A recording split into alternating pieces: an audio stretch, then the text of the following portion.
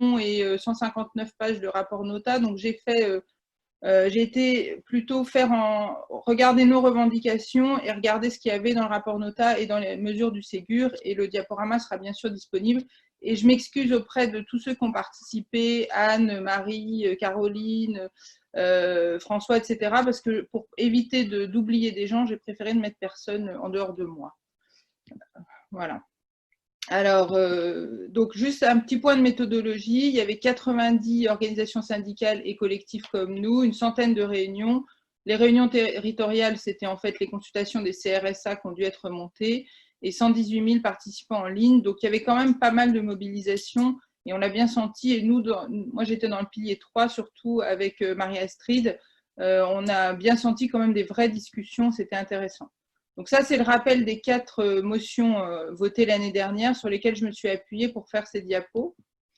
Donc, je ne fais pas dans l'ordre, hein, mais les motions CIH 2 et 3, je vais passer assez vite, c'était l'augmentation significative des salaires, et ça, on en a tous entendu parler, et l'embauche du personnel, ça, c'est nettement plus problématique à mon avis.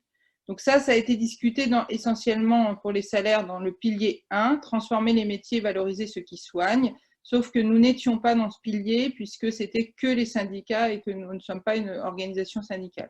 Je me permets juste, moi en région, j'y ai participé à ce pilier en Rhône-Alpes. Ah, très bien. Bah oui, parce que tu étais au titre du syndicat des Non, infirmiers. non, j'y étais au CIH, mais ça s'était organisé un peu à l'arrache et je me suis retrouvé sur ce pilier.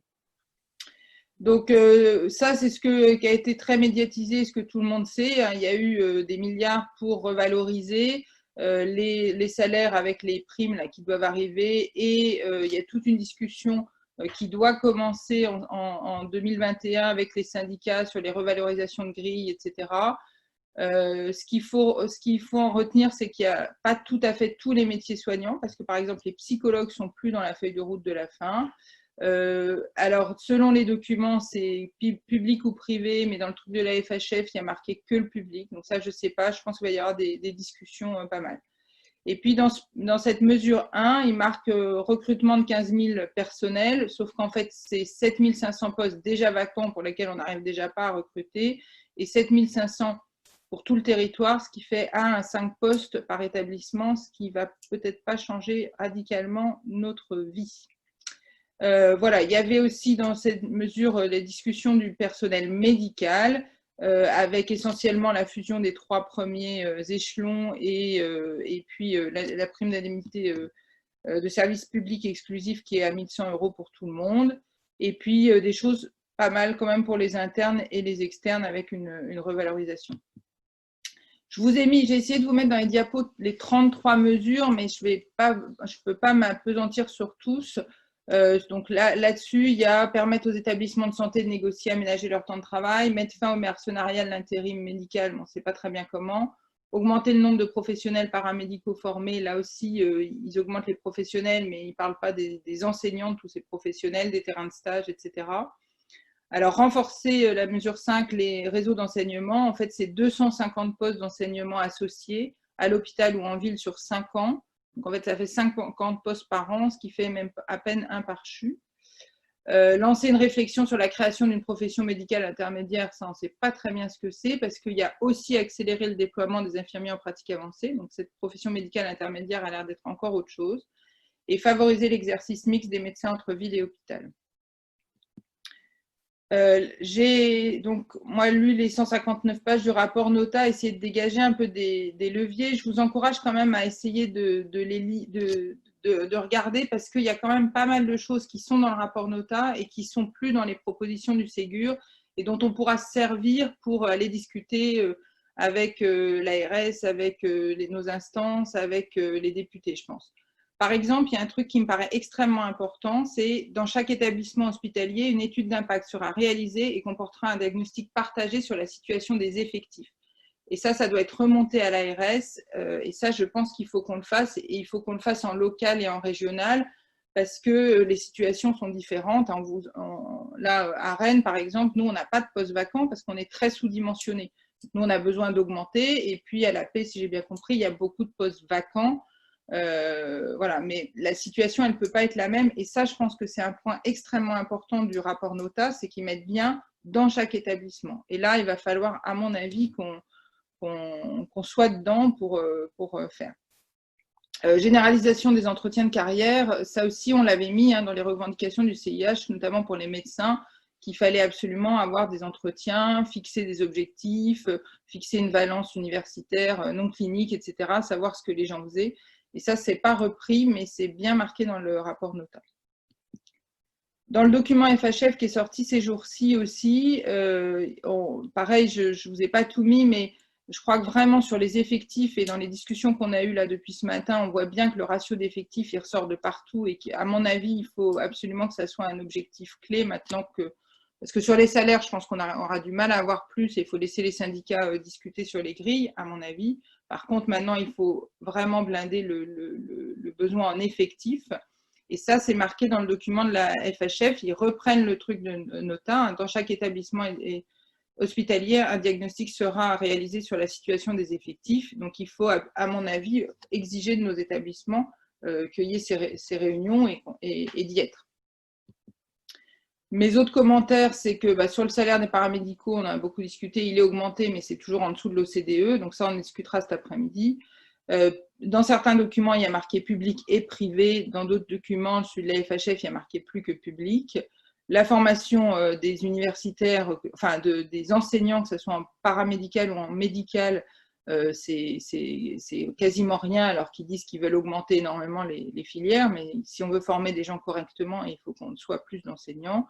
Et pour le temps universitaire, ils disent qu'il faut un peu de valence U, même chez les H, etc. Mais on ne voit pas comment on compense ce temps, et il n'y a pas grand-chose non plus sur les HU et les statuts des HU. La motion 3 du CIH, c'était l'arrêt des fermetures de lits d'hospitalisation, ouverture de lits dans les services où cela s'avère indispensable avec attribution de moyens, embauche de personnel. Donc, dans cette mesure-là, je ne vois plus sur mon écran laquelle c'est, financer l'ouverture et la réouverture de lits, mais c'est juste 4000 lits à la demande dans les mesures. Cette demande, elle est visiblement mouvante, c'est-à-dire on peut les mettre en hiver pour la grippe, en été à Saint-Malo parce qu'il y a plus de monde, etc. On n'a pas l'impression, mais on ne voit pas bien comment les gens, on va avoir des saisonniers de l'hôpital qui vont faire des saisons. Voilà. Et 4000 lits, c'est rien du tout. Ça compense à peine ceux qui ont été fermés en 2018. Et nous, on avait mis dans les revendications d'avoir un taux d'occupation de cible des lits non plus à 100%, mais à 85% pour pouvoir absorber les variations et les entrées directes et dégager les urgences. Et ça, c'est repris nulle part. La mesure 10, c'était remplacer le Copermo. Donc, c'est ce qu'on disait tout à l'heure. On ne sait pas très bien. Il n'y a pas marqué là, dans cette mesure, qu'il y a un moratoire sur les Copermo en cours. On a l'impression que c'est plutôt pour les nouveaux projets. Et là encore, il faut qu'on rencontre les élus locaux parce qu'il y a marqué associer les élus locaux à l'appréciation des besoins de santé. Donc, je pense qu'on en revient à ces missions pour évaluer sur les territoires les besoins en lits. Et dans toutes ces mesures, si vous regardez dans le document, il y a toujours prochaines étapes et il y a des étapes très proches. Concertation à l'automne 2020 pour une mise en œuvre 2021. Donc, ça veut dire que c'est maintenant et qu'il va falloir vraiment exiger pour pas qu'on se retrouve en décembre et qu'on nous dise « Ah ben ça y est, la concertation est faite » et qu'on n'y soit pas. Alors, rapidement, développer les hôtels hospitaliers. Moi, je n'arrive pas à savoir si c'est une bonne chose, mais là aussi, ça va être dans les mesures avec les Copermo. Et il ne faut certainement pas y mettre tout le monde. Et puis, dans le rapport, ça c'est dans les Ségur, il y a bien marqué, au-delà des accords sur la rémunération et carrière qui profiteront aux professions de la psychiatrie, le soutien à l'investissement en psychiatrie et en santé mentale constituera une des priorités du pilier investissement. Donc, il va falloir, pour ceux qui sont en psychiatrie, il y a des petits leviers comme ça qu'il faut absolument actionner parce que c'est bien marqué. On a souvent dit, nous, au Ségur, n'oubliez pas la psychiatrie, mais c'est vrai que la psychiatrie était peu représentée. On a essayé de ne pas vous oublier. Et il y a quelques petites lignes comme ça dont il faut se munir. Alors, la motion 4, c'était changer la gouvernance. Ça, c'était le pilier 3, où étaient surtout Marie-Astrid et moi. Pilier simplification. Alors, pilier 3 qui est devenu 2 dans le rapport final, ça ne simplifie pas la lecture, c'est le cas de le dire. Et Bertrand Fénol qui était l'animateur et qui était plutôt pro-CIH, on va dire, ça lui a été reproché, a commencé sa présentation en disant il est sans doute plus simple de complexifier que de simplifier. Et effectivement, il y a eu beaucoup d'échanges, ça a été très riche. On a vraiment eu l'impression de pouvoir s'exprimer. On lui a reproché d'avoir mis, il nous l'a dit, d'avoir trop donné la parole au CIH, mais les autres ont pu parler aussi. Et on a vraiment insisté sur ce changement de gouvernance. Et les mesures sont extrêmement décevantes.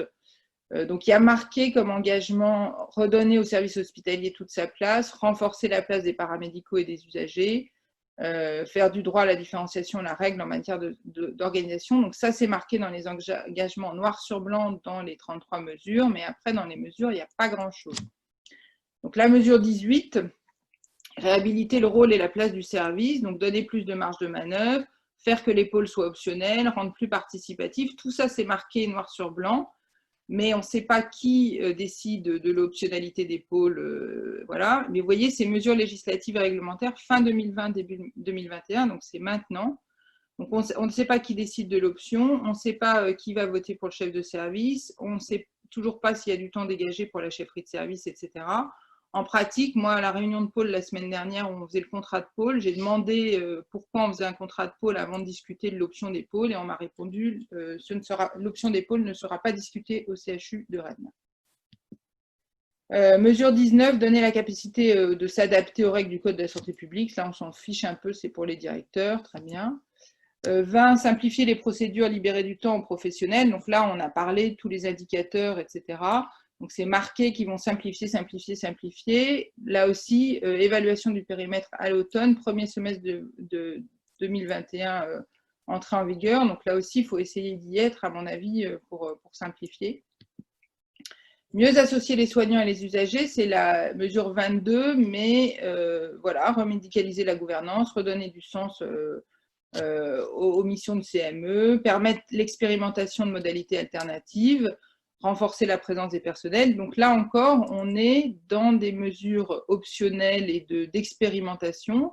Il va falloir essayer d'en être, essayer que nos hôpitaux y soient. Et là, on a un tout petit peu plus de marge puisqu'il est marqué 2021, mais mesures législatives 2021. Donc ça veut dire qu'il faut faire les expérimentations maintenant.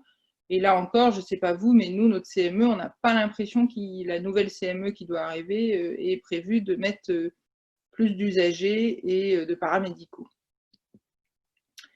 Et puis, là, c'est la 32, j'ai sauté un peu, mais je vais vous mettre les autres après. Renforcer les missions et l'indépendance des CRSA. Je vous l'ai mis là parce que là encore, visiblement, les CRSA, nous, on est comme à Marseille, on les a rencontrés, mais on a l'impression que ça n'a pas été très loin. Mais dans ces mesures, on a l'impression qu'on veut donner un peu plus de poids à ces comités. Et on a quand même eu un accueil qui était plutôt pas mal, des gens avec qui on peut discuter. Donc peut-être qu'il faut les revoir pour essayer de, s'ils ont plus de poids, d'arriver à en faire quelque chose. Lancer des expérimentations, c'est marqué dans le rapport NOTA, faire confiance aux acteurs, lancer des expérimentations avec donc l'organisation intégrée qui est proposée dans le rapport NOTA par Bertrand Fénol, avec plus de poids, notamment en paramédicaux, mais là encore, c'est sur le thème d'expérimentation et pas de mesures législatives obligatoires dans les hôpitaux. Et puis le dernier, j'irai très vite, le changement de logique dans le financement. Nous, on avait mis 4% d'ONDAM. Là, c'est pareil, c'était dans le pilier 1. On n'a pas beaucoup de retours là-dessus, mais ça se discute, c'est ce qu'on disait au tout début de la journée, ça se discute dans la loi de finances de la sécurité sociale. Et là encore, peut-être qu'il faut faire du lobbying auprès des députés pour qu'ils augmentent, en sachant qu'on est dans une année très particulière. C'était les engagements où il y a bien marqué réduction de la part de la T2A, mais là encore, ça va être des mesures législatives qu'on n'a pas. Voilà. Excuse-moi, Cécile, il faudrait que tu conclues en 2-3 minutes. Il n'y a plus grand-chose. Donc voilà, les modes de financement de la dotation populationnelle, c'est dans les propositions NOTA, mais ça va être discuté à l'Assemblée. Et puis, il reste un certain nombre de mesures que je vous ai mis là. Voilà, il faut qu'on arrive à comprendre comment on le fait. Et puis, décloisonner les acteurs, les territoires, ça, c'était le pilier 4. Je vous mets juste ça, bon, l'accès aux soins, etc. Mais c'est un peu moins les revendications du CIH. Je vous les ai mis pour que vous ayez sur les diapos mais je vous laisserai les regarder tout seul. Voilà, je vous laisse la diapo finale qui était les mesures phares qui recoupent un peu nos revendications sans y répondre, bien entendu. Voilà. Merci. Bah, t'as tenu le truc, hein. Je t'avais dit 38 de diapos en 15 minutes, c'était ambitieux, mais. Ouais, mais c'est ça. T'as un certain talent. Alors, je sais pas, est-ce qu'on discute de ça maintenant? On avait dit derrière. Donc, en fait, là, l'idée, c'était de dire, on fait le bilan du Ségur, et après, on discute sur ONDAM, T2A, gouvernance, pour avancer, nous, sur nos revendications, et voilà. Et cet après-midi, on discutera de notre place du CIH dans la suite du Ségur. Mais donc, il y a des mains qui se lèvent. Donc, on se donne, allez, un quart d'heure de discussion. Et puis, parce que sinon, on va faire le débat de cet après-midi. Un quart d'heure de questions-discussions. Et puis, je vous propose de passer à la suite. Alors, il y avait Aude et Céline Laville qui avait levé la main. Aude. Moi, c'est juste 2 minutes. Vous nous transmettrez le diaporama complet tel qu'elle vient de nous le passer, parce qu'il y a beaucoup de choses. Et si on veut transmettre après en local, je pense que c'est bien qu'on puisse avoir le diaporama. Oui, je l'ai fait exprès un peu plus, enfin, mis à des trucs où je suis passée très, très rapidement pour que vous ayez notamment que les 33 mesures. Oui, voilà. On va faire le diaporama et puis si vous ne l'avez pas eu, le truc avec les 33 mesures, on peut faire un envoi. On va le faire, on va envoyer sur le CIH national, ouais. On va l'envoyer sur le mail référent. Et puis, je pense qu'il faut qu'on prenne l'habitude, et ça sera aussi une discussion, de mettre ce genre de truc sur le site internet du CIH qui soit accessible à tous, je pense. Ou un lien Dropbox, comme a fait Michel Canis, c'est très bien. Ouais, il faudrait que j'essaierai de mettre sur la Dropbox le diaporama, mais aussi, franchement, les 159 pages du rapport Nota, c'est un peu long. Mais à mon avis, c'est essentiel de l'avoir sous le coude si on veut discuter parce qu'il y a plein de trucs qui sont écrits noir sur blanc. Et là, c'est plus notre parole à nous, c'est quand même la parole de 90 personnes qui se sont réunies. Donc, ça peut quand même être important. Donc, il faut qu'on le mette, oui, Julie dit sur la boîte à outils CIH. Ouais, je ne sais pas faire ça, mais on va y arriver. Céline. Bonjour à tous. Je voulais revenir sur la profession médicale intermédiaire où je pense qu'il faut qu'on soit vraiment Tu veux bien juste te présenter, Céline, s'il te plaît? Excuse-moi. Oui, Céline Laville. Je suis sur Poitiers. Je fais partie du CIH de Poitiers et j'ai participé au Ségur au niveau national avec l'équipe nationale. Accessoirement, je suis présidente d'un syndicat infirmier et paramédicale. Oui, pour la profession médicale intermédiaire, je pense que c'est important qu'on soit vigilant. J'ai été en contact la semaine dernière avec le président de l'ordre infirmier qui a été contacté par le gouvernement ainsi que l'ordre des médecins pour travailler sur cette profession médicale intermédiaire. Je devrais avoir donc des infos complémentaires sur les objectifs de cette profession dans la semaine prochaine. Dès que j'ai du nouveau, je vous le communique via le réseau. Ok, merci. Bon, donc on a l'impression que finalement, les conclusions du Ségur, elles sont très incantatoires et que ça a été une belle opération de communication parce que il y a pas mal de mots-clés qui sont les mots-clés du CIH, mais que finalement, qu'est-ce que ça va donner pour notre hôpital dans un an? On est incapable de le savoir. Et donc, il y a une espèce de flou sur les choses qui nous paraissent fondamentales, c'est-à-dire le financement de l'hôpital, l'ONDAM, la T2A, la gouvernance. Et donc, je pense qu'il y a eu beaucoup de travail et je pense que ça a été important pour le CIH. Beaucoup de gens ont travaillé, ont réfléchi, on a proposé des textes au Ségur et ça a été assez impressionnant, la façon dont les gens ont vite bossé. Et je pense qu'il faut qu'on continue là-dessus parce que c'est bien d'être force de proposition et puis je pense que ça nous fait tous progresser. Olivier, moi, je parle pour moi. Il y a Pau qui veut parler, c'est ça, hein? Il y a 2 personnes qui veulent parler. Alors, Pau avec Agnès. Oui, vous m'entendez? Est-ce qu'on le voit bien, Agnès? Vous m'entendez? Ouais, on t'entend. Ok. On t'entend et on te voit. Ah bon, d'accord. Vite en vrac, d'abord, je voulais dire que tous les témoignages au début sur les CIH, enfin, l'absence de mobilisation, je partage assez l'idée que les collègues sont en attente partout, démobilisés, mais dormants et très inquiets et toujours avec une colère sourde. Donc, je pense qu'il faut qu'on continue d'exister parce que ça peut repartir très vite. Et là, sur le Ségur, je découvre grâce à Cécile plein de choses. En fait, je pensais avoir cerné ce qu'il y avait dans le Ségur. Et par exemple, le fait que dans le rapport Nota, il est marqué qu'il faille faire le point sur tous les besoins en personnel hôpital par hôpital, vu ce qui a été dit au début sur cette revendication qui, à mon avis, passe au premier plan des conditions de travail, des ratios et du manque de personnel. Je pense qu'il faut qu'on s'en empare absolument. Et puis, il me semble qu'on n'a pas assez exploité. Alors, on est retombé sous le coup du Covid, là, dès la rentrée, donc tout le monde est un peu la tête sous l'eau. Mais notre participation au Ségur, on l'a pas du tout assez exploité. Les collègues sont pas du tout au courant vraiment de ce qui s'est dit à part l'augmentation de salaire. Et je trouve que le CIH a intérêt à exploiter ce que vient exactement le PowerPoint et le topo de Cécile. Et ça permettrait rien que d'informer tout le monde, de remettre un peu en selle le CIH localement. Parce que même si les gens se bougent pas, ils ont besoin d'informations et de sentir qu'on est toujours là et qu'on peut se bouger. Après, il y a le débat cet après-midi sur est-ce qu'il faut continuer de participer au Ségur ou pas. Donc ça, on verra cet après-midi. Merci. Ouais, l'idée de faire le bilan du Ségur par le CIH qui soit diffusé largement, à mon avis, c'est une très bonne idée. Ouais. Il y avait François, c'est ça? François Salakas qui veut prendre la parole?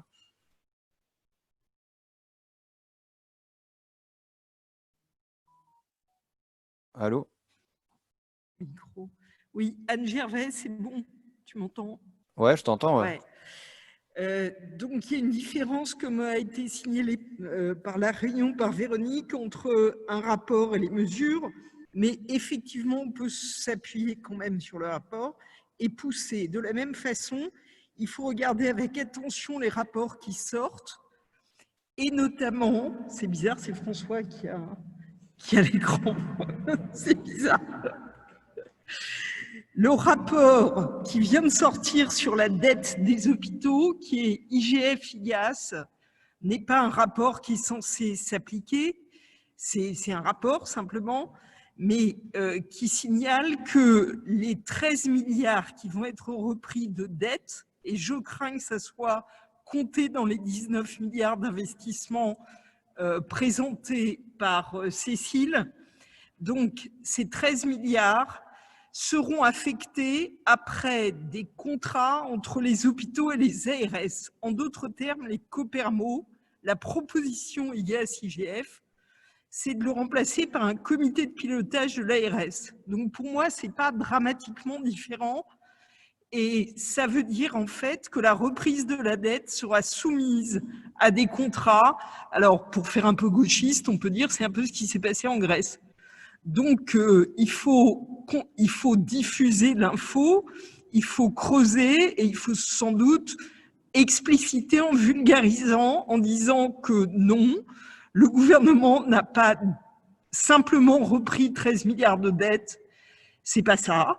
C'est en fait une façon de s'engager sur des réformes structurelles hospitalières aux bornes des GHT. C'est indiqué comme ça par IGAS-IGF, c'est pas encore une mesure, mais on sait que ce type de rapport traduit quand même la pensée dominante. Voilà, c'était pour préciser.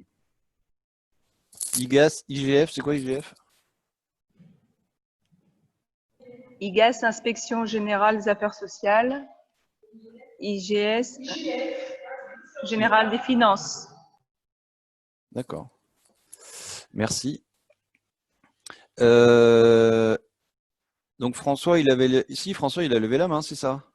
Vas-y. Mais là, je sais pas si tu parles. Tu as un masque, on t'entend pas. On t'entend pas en tout cas. Non, on t'entend pas non plus. On t'entend pas. On t'entend très mal. Va voir Anne là. C'était bien Anne. Prends le truc de Anne.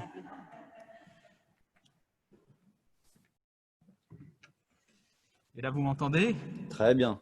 Bon, en fait, je me rappelle plus ce que j'ai à dire. D'accord. Non, je voulais. En fait, Agnès a dit exactement ce que je voulais dire, donc je ne vais pas passer beaucoup de temps. Mais finalement, notre idée, elle est. Enfin, on nous a beaucoup reproché, en tout cas moi j'ai eu des reproches du fait qu'on n'avait absolument pas médiatisé la fin du Ségur. C'est mal tombé, rassurez-vous, c'est très bien tombé parce que c'était mi-juillet. Mais donc je pense que, et grâce à la très bonne synthèse de Cécile, on a vraiment des armes terribles pour informer nos troupes, globalement, première chose. Et la deuxième chose, c'est qu'au niveau de la paix, on a commencé une pression pour obtenir les vrais chiffres des personnels. Et ça, j'en reparlerai un tout petit peu cet après-midi, mais juste, c'est extrêmement important que tous les relais du CIH donnent l'état des lieux réel du personnel dans chaque hôpital. Et on peut s'appuyer sur effectivement la phrase de Nota qu'il va falloir écrire partout, à savoir que le constat en termes de personnel doit être partagé. Ça veut dire que chacun doit le valider. Voilà, c'est tout. Ok. Très bien. Donc, je vous propose qu'on passe à